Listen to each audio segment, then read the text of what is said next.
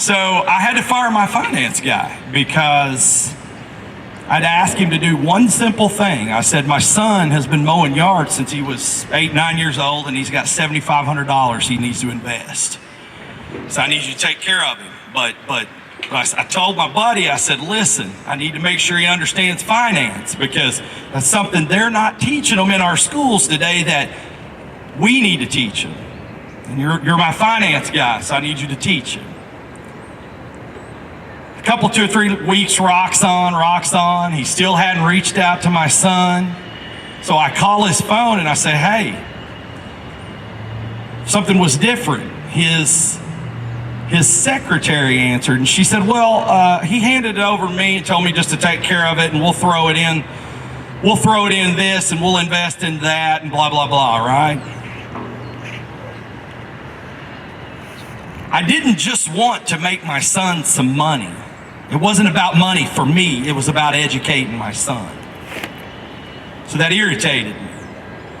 So I started calling around, and different financial guys, and I started saying, hey, how would you handle an 18-year-old kid coming into your office? I'm a father of an 18-year-old. How are you going to handle this?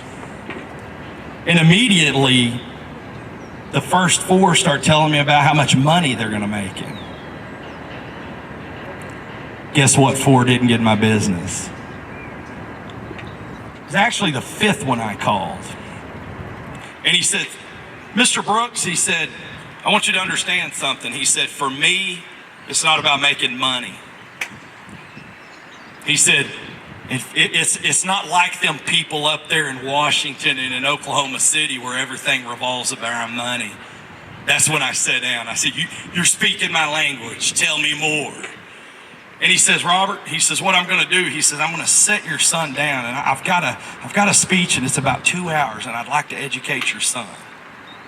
That's the guy I hired to teach my son investments. And I think that's the problem that we have with our education system in Oklahoma today.